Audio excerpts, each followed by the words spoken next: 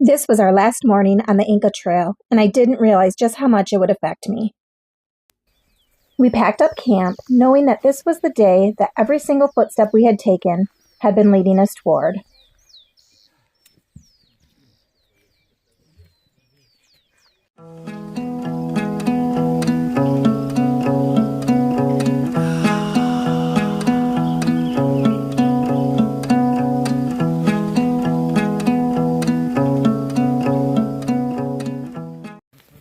By the time I reached Machu Picchu, my phone battery was almost gone, so I don't have video from inside. But the photos I took there are stunning, and I'm so excited to share them with you at the end.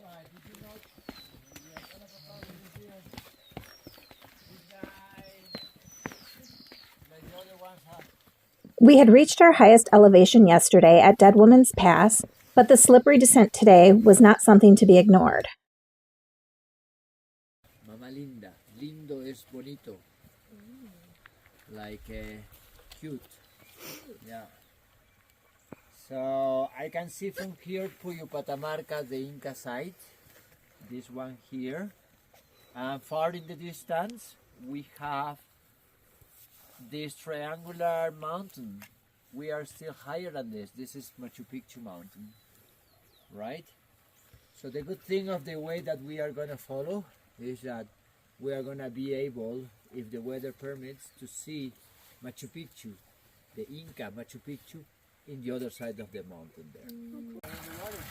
This is an Incan water fountain that is still functioning. So Puyo Patamarca means a place over the clouds. So yesterday, when it was getting dark, we were literally over the clouds. Yeah? So Puyo Patamarca is a non-finished Inca site. As you can see up there, there is a ceremonial altar or ushni. Yeah, non-finished one. They were planning to have a wall there and to have another type of circular building with some open windows to do these observations of the sun, the moon, or even some specific constellations. Yeah. Right next to this, we have these terraces, enough terraces to have made the place self-sufficient. And next to, you are going to have the water baths that were utilitarian, but also they had these baths for special absolutions, blessings to the water. Our guide Zacharias led us forward as the trail descended. Stone steps, crisp air, and tired legs that had already given us a lot over the last few days. By now, our emotions weren't something you could ignore. Every step reminded me where I was and how far from home this really was.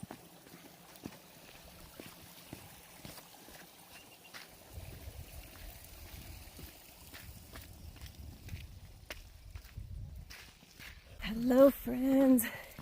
It is a beautiful day. I'm so excited. We have made it 3 days through this journey and we are on our final day. I am so happy to have had the time with my sister, hiking to these incredible ancient sites. And it's just a little surreal to be here. I like to use the word organic again here. Organic architecture, yeah?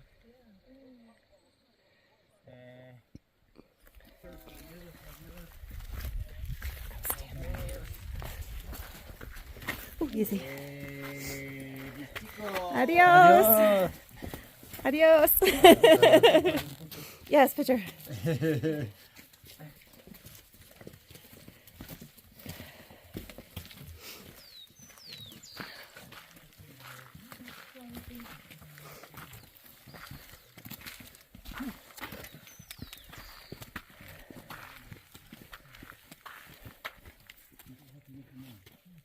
So it's gonna be good to focus on the way.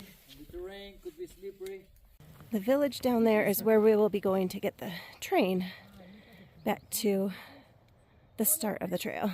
Behind this range is where you have Vilcabamba, is where you have where we used to have the last Incas, the last nobles who fled from Cusco. And they settled down in that area while the Spaniards were destroying Cusco. Yes? So they stayed there for 36 years fighting against the Spaniards. Yeah? Adios. Adios. Hey, chicos. How are you doing, ladies? There's something humbling about hiking the Inca Trail. You can't rush it. You can't just muscle your way through it. You just keep moving forward slowly, honestly, one step at a time.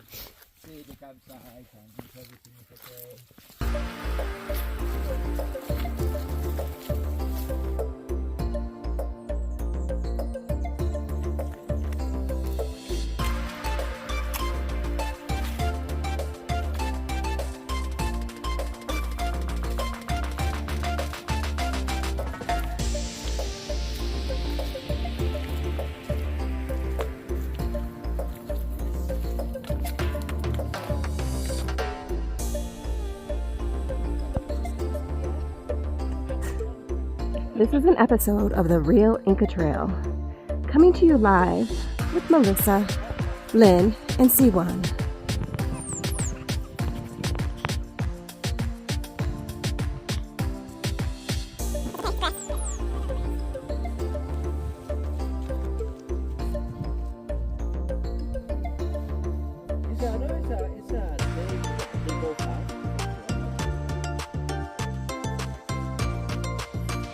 Hola, hola.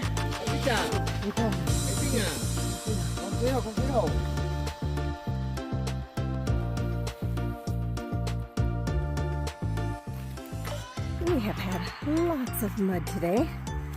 It is bringing me back to Vermont, New Hampshire, all those fun places. So I'm going to show you and then I'm going to turn off the camera.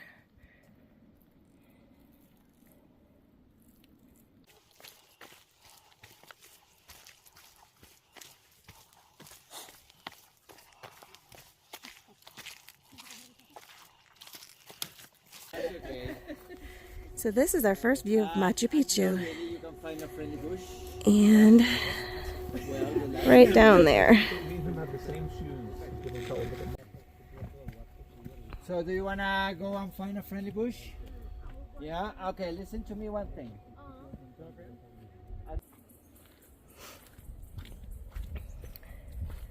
Right alongside the path we have another ruin.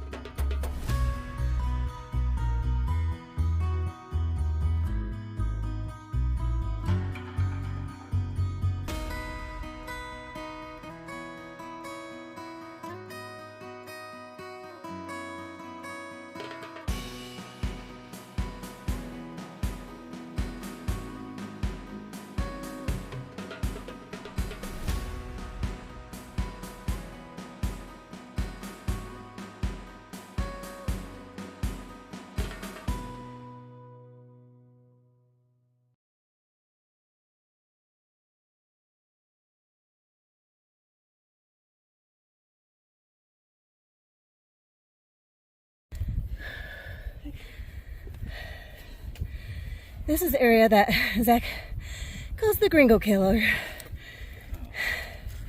And he's not wrong. You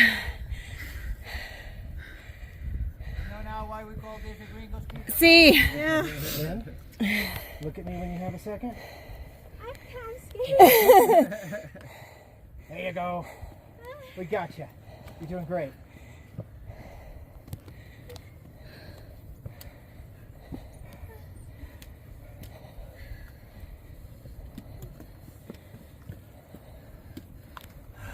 There we go. Melissa, look at me when you have a second. You got this. There you go. With every step we climbed, we were getting closer to the Sungate. And then Keep facing the we wall. were there. More. A bit more. Keep facing the wall. Now you are going to squeeze a little bit. Squeezing. All of you, one step up. All right. So, now, in 3, you're going to turn around. Yeah, but before that, you're going to close your eyes. Okay, don't close your eyes. 3, you're going to turn around. Yes, because other people is coming. I hope you enjoyed this trip. Challenging, very adventurous. Stop. Wonderful trip. I'm so glad you are here with a big smile. Yes, 1, 2, 3. Welcome to the trip. Oh, that's cool.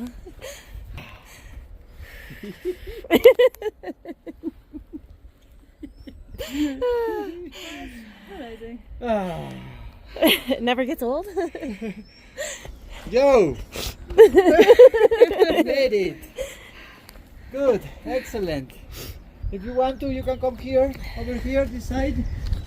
I'm gonna bring the The Sungate where we stood, known in Quechua as Intipunku, was the original ceremonial entrance to Machu Picchu for travelers arriving on foot along the Inca Trail like we did.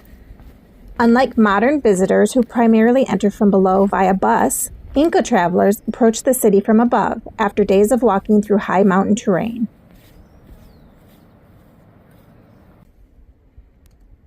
As we made our final steps to Machu Picchu, I reflected upon the journey, how far I had come, the fears, the excitement, the satisfaction.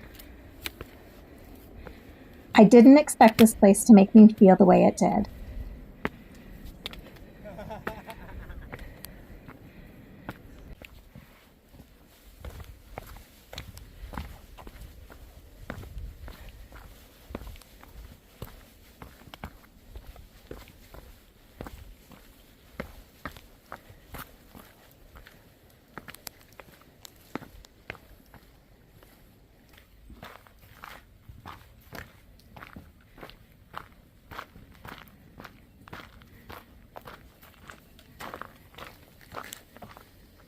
Kiepskie Franco Miserino. But I didn't say the pyramids. No, I did. And the other guys can see them too.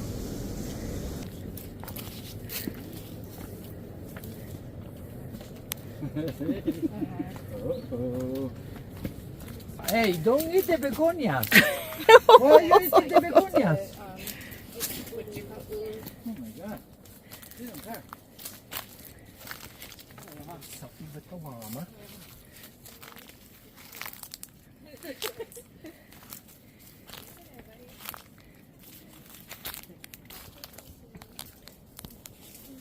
Where'd you go? Don't eat the begonia. Don't eat the begonia. Don't eat the begonias, he says.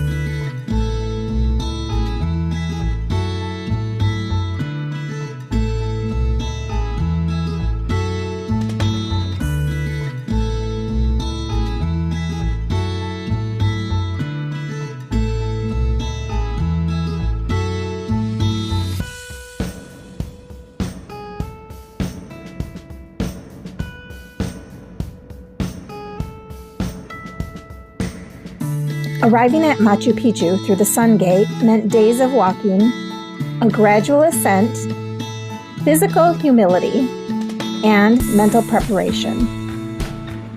Only after that journey did Machu Picchu actually reveal itself. That context is why hikers today often describe the experience as earned, not consumed. Machu Picchu wasn't meant to be stumbled upon casually. It was meant to be arrived at with intention.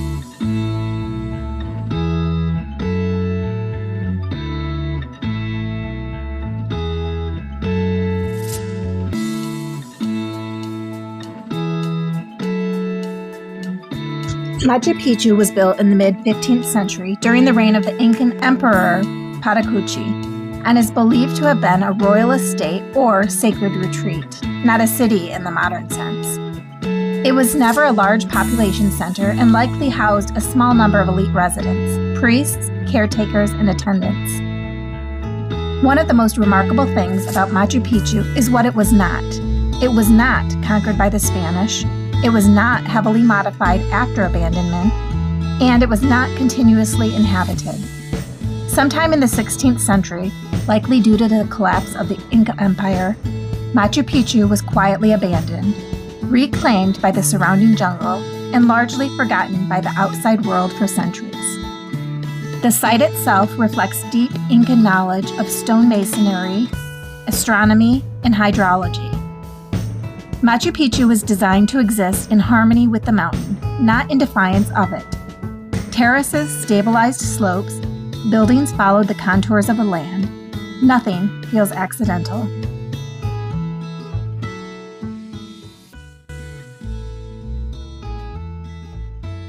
This hike ended here, but it's all part of my Peru experience. Our next 2 days will take us to Lima for more walking and adventure. And ultimately, every step I take prepares me for the next long trail ahead.